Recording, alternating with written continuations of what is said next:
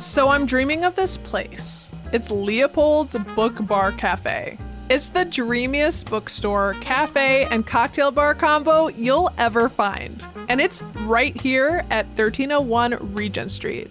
They've got the latest books from around the world, wines to sip or take home, and live jazz, plus open hours until midnight most nights of the week. You can grab a drink or dessert and just kick back at Leopold's. Today on CityCast Madison. What's more than 2 stories tall, weighs 30 tons, and is regarded as one of the finest of its kind in the world? No, I'm not talking about me. I'm talking about the pipe organ at Madison's Overture Center for the Arts. It features more than 4,000 pipes and is believed to be the heaviest movable object in any theater on Earth. We spoke with a man who knows this pipe organ better than anyone, Greg Zellick, the principal organist for the Madison Symphony Orchestra. It's Tuesday, October 10th. I'm Bianca Martin, and here's what Madison's talking about.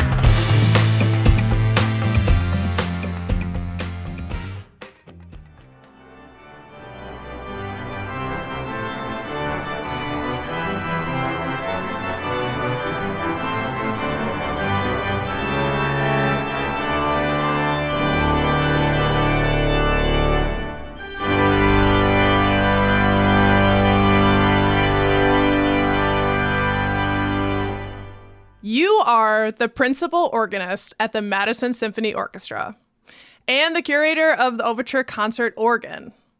I'm new to hearing just how special our organ is, so I'm excited to get into that.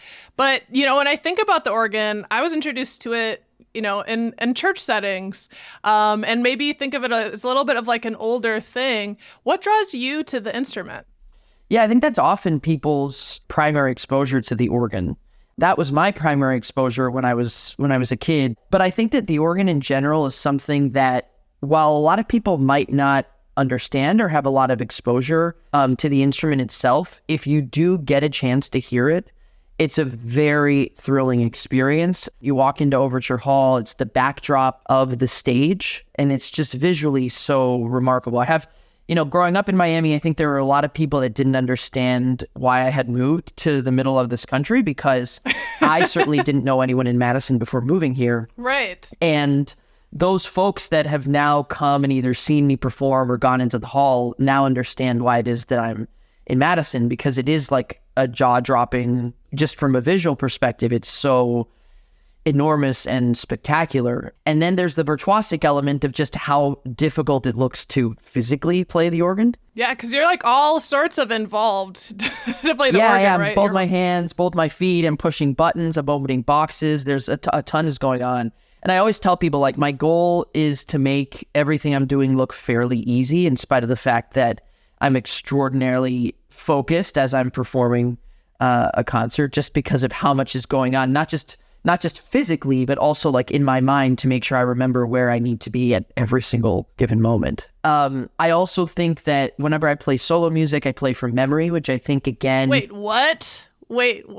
You play from memory? Yeah, which on the organ is particularly complicated, because outside of just the music itself, you also have to remember all of your presets, because the way in which you change sounds on the organ is through setting presets ahead of the concert.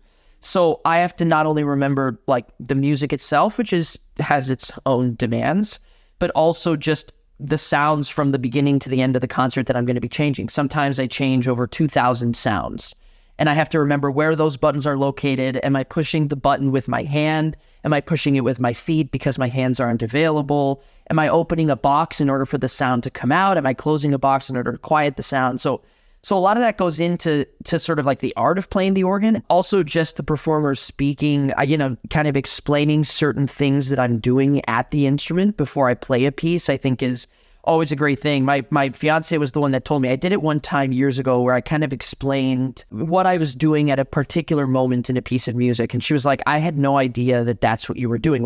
She's like, I think 99% of people have no clue what it is you're doing. And just hearing what it is that you're going to be doing, so that then when the moment comes, people are like, oh, I now understand what he's physically doing to create this moment in that music, I think is also helpful. Yeah. So it's I think it's an easy sell once people come to know that we have this instrument and get to hear it and experience it for the first time. The issue a lot of the time is that because the organ's so unfamiliar to people, how do you get them into the hall for the first time? And that's what we've been. Right. How do you get them in the doors? How do you get them in the doors? And that's been like, I've been very proud that over the 6 years I've been here, we've seen the audience grow. And I think a lot of that is because there's so much pride in Madison that folks come and they sort of do the job for us of word of mouth, of telling other people. Yeah, I mean, word of mouth. One of you listening reached out to us and told us about you, Greg. So it was word of mouth, literally what you're saying right now, the gospel. People are talking. Well, I feel like we have to talk about the organ itself because it's insane. And you were describing it. And I've seen an image and I basically see you sat there and it showed the scale is insane. Like you, in contrast to this organ, it's like the whole wall of this hall. And there are different types of organs. And this one's been described as one of the world's finest. Why is that? What makes it so fine? Yeah, I think there are a variety of aspects to this particular organ that make it so exceptional and make it so unique. A lot of it was the fact that they decided to put an organ into the hall when the hall was built. I know a lot of places that when the hall was initially being built, someone had the idea of perhaps putting in a pipe organ, and they said, well, we'll maybe do that after the hall is built, and the organ was never put in. And I think we're very lucky here in Madison that they had the foresight of someone had the idea, and then not only that they had the idea, but they followed through with it, and they got the funding through Pleasant Rowland. We're coming up now on 20 years, so we'll be celebrating the 20th anniversary of the organ, not this upcoming season, but the following, which is remarkable. So obviously for folks that have been to Overture, not necessarily for a symphony or an organ concert, they've probably never seen the organ because the organ is on a railroad track that literally the entire chamber where all the pipes are, where all the sound comes out of, sits on a railroad track. And it gets... Wait, I'm sorry. It's on... The organ itself is on a railroad track? That's it? Yep, That's the left amazing. side the left side of the organ is on wheels. The right side of the organ has its own set of wheels, and it's on this sort of railroad-looking track, and it takes about 45 minutes to very slowly move it to the very back of the hall where then the doors are closed and you don't see it at all. And then when we use it for the backdrop of the symphony and obviously for the organ, it gets brought forward, the doors get opened up, you then see the pipes, and then the console, which is where I play from, which is like where you play on the keyboards and then it makes the connection to the chamber, gets brought out from a room. The console sits in a separate room, gets brought out, plugged in, and then we're off and running. So what a process. Yeah, and what a unique design because I've never seen an instrument like this before where they were able to not only give us a spectacular instrument that the organ series and that the symphony can use, but they also didn't force other organizations that come to Overture to perform to have this as the backdrop, right? Like you think of The Lion King, it would be strange to have a pipe organ in the back when they lift Simba up, you know what I mean? So it's nice that they can, so that in of itself is also very unique. And then I think just the versatility of the organ itself in terms of the repertoire that I can play on it, you can play everything on this thing. I played with a countertenor. We did gospel music for the second half of the program very successfully. The organ was completely adaptable to that. Then, of course, we play our classical programs, and it plays all variety of repertoire from the 1600s to today. And like in October, we're doing this Latin American concert, and I've already started to set some things up. And I just think it's a very functional instrument.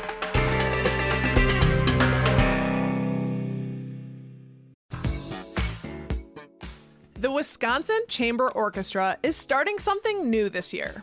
Join them in Capitol Theater for Harmony in Black on October 13th at 7:30 p.m. There's going to be a performance highlighting living Black composers. The orchestra will perform works composed by Grammy-nominated artist Patrice Rushen. She's best known for her 1982 hit, Forget-Me-Nots. Sending you forget-me-nots. You'll also hear from producer and composer Dr. Bill Banfield, who recently received a Lifetime Achievement Award from the White House. The works draw inspiration from Black icons such as Frederick Douglass, Martin Luther King Jr., and Paul Robeson. You can get 25% off your tickets using code NEWMUSIC at overture.org/WCO.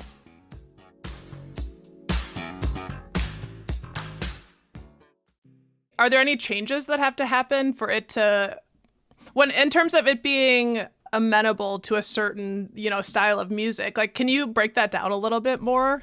Yeah, that's a great question because it's nothing that you're doing physically to the instrument itself. So all of the sounds and all of the stops, which are the given sounds that the organist then chooses in order, and you can put them together, you can use them in solo capacities. That's where you come up with the decisions of how to change how the organ sounds. So it's not the physical pipes themselves. The sounds themselves don't change. It's how I use them in combination with each other that lends itself better to a certain style of music or doesn't. So every time you sit down at an organ, like some composers will say the sounds that they'd like you to choose from, but of course they were writing, let's say, in the 1800s. And so obviously the sound of the organ today at Overture Hall is very different than the sound of perhaps the church that they were composing in. So I then look at that, I take it as advice perhaps, but then I will choose sounds depending on what I think serves the music best for that particular piece of music in that particular program for this given space. So it's probably the biggest challenge is that every time you sit down, it's a completely new experience of how the organist is making this music come to life. And it's a very daunting one. It takes hours in order for me to set up these programs. Sometimes it's 15, 20 hours of figuring out for let's say an hour of music, what do I want this program to sound like? What do I want each given piece to sound like? And then it's setting up all my presets so that I can just go to them directly and then play those given sounds. And on this particular organ, I think it's very adaptable at being able to put different sounds together that make the music sound appropriate, sound the way we're kind of expecting in our head. Like I played in April a piece that just the music itself sounded so circus-like. And so I picked sounds specifically that sounded to me like you would hear in Baraboo, Wisconsin, for instance. Oh, yeah, which I love. Obviously, I'm from Baraboo, so yeah. Yeah. And I told the audience, I've chosen what you're going to hear. I've chosen specifically to sound like that. And then, of course, you play it and you hear the audience laughing because it sounds so ridiculously circus-like. Exactly, yeah. But then you go from that and you play a work with a cellist, and suddenly you're transported to such a different sense of music making. And you're Cuban American. Pretty fun because you are doing a whole thing here in the fall. The next upcoming season is going to be Latin American based. So you get to bring more of yourself. Well, I guess I don't want to say more of yourself, but a part of yourself forward. Yeah. I'm born and raised in Miami, Florida, in a Cuban household. And it's funny because I've now been in Madison 6 years. And while people know I'm Cuban, I don't think they know that I speak Spanish. I mean, the reason that I play music now is because my grandfather on my mother's side, her father, was the one that sort of had the musical gene. And it skipped over my mom and her brother. But my grandfather could just sit at the piano and play by ear. He never took lessons. And as a kid, I could do the same thing. And he was the one that told my mom, he's like, hey, Greg has some musical talent. And, of course, I grew up listening to all of this Cuban music by Lecuona, and he used to sing all of these Cuban ballads, and we'd sit at the piano and we'd sing in harmony. And I was like, this is something that I think would be, especially now that I've been here and so many people know me in a personal way. I thought, well, what a great thing to also be able to share this aspect that while a lot of people do know me, they don't know this aspect of who I am. And so I was like, I'd love to just play a lot of this Cuban music for this audience. And I played guitar as a kid. I contacted my guitar teacher, and we put together this sort of 4-piece band. So we'll have a flutist, which is a very popular instrument with like Cuban salsa music. If you've ever heard Cuban salsa music, the flute's always a major instrument that you probably don't even know is playing, but it's very present in the background. So we'll have a guitarist. I didn't know that. Yeah. And if you heard that type of sound, you'd recognize it right away. If you heard salsa music, you'd recognize that there's a flute. So we'll have a flutist, a bassist, a guitarist, and a percussionist. And then we'll have the organ, and we're going to see how we kind of put all of these instruments together. It's funny because some of these musicians have sent me videos of, it's not a pipe organ, it's more of like one of those street organs. And apparently in Cuba, it was a very popular instrument to have this street organ playing a lot of these ballads with other instrumentalists, like with percussionists, which I did not even know about prior to putting this program together.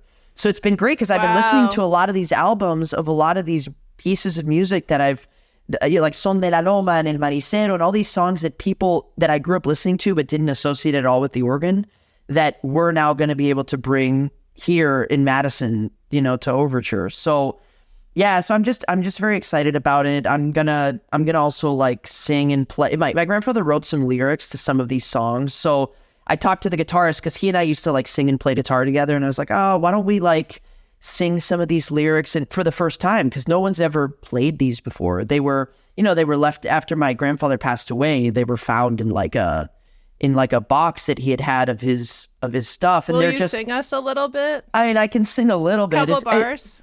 Yeah, I'm trying to think of what the lyrics are. It's like, no importa de donde son, de La Habana o de Santiago, si ellos cantan en la loma o si cantan en el llano, los encuentro muy galantes y los quiero conocer, con sus trovas fascinantes que a mí todo el mundo las quiere aprender. Oh my God! Yeah, I'm glad there's no visual aspect.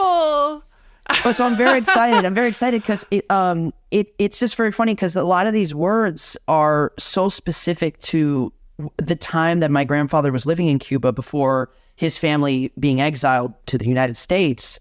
So it gives you such like, when I read these lyrics, it's just such an emotional thing because you're seeing their world as it was then. And of course, so much changed when they left. But, he mentions like cities and stuff that he grew up in. And so I think it's going to be a very special and emotional concert to open the season. And then we'll have 2 guest artists that are going to play sort of your classical organ programs who are very engaging performers. Again, they play from memory. They'll engage with the audience. And then we close the season with a concert and the UW Wind Ensemble, the entire wind ensemble, and their conductor, Scott Teeple, which I think is such a wonderful collaboration between the university and the symphony and the organ series, just because one, it's like probably the closest that I'll get to being out-competed in sound by this ensemble. Because normally I'm the force. Yeah. I'll probably still win out, but like I'll definitely have to like play. I'll have to pull out a ton of sounds to make this thing work. So no, I'm just very excited about it. I'm very excited about the season. Look, I'm already a convert. I know. You're selling it. I don't even need to talk. Yeah, no, that's great. You should do the pitch for me. Well, Greg, I'm almost speechless. You almost had me in tears there for a second. And tears of joy. Thanks for clarifying. Yeah, tears of joy. Thanks for joining us. I really appreciate your spreading the word about this.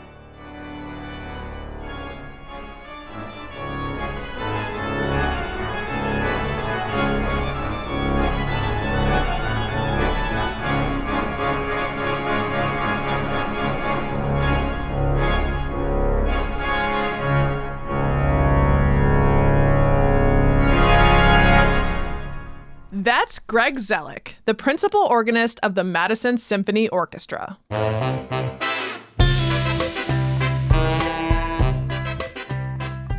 That's all for today here on CityCast Madison. I'm Bianca Martin. If you enjoyed the show, why not share this episode with that one friend who's most likely to get down to classical music? We'll be back tomorrow morning with more stories from around the city. Ciao.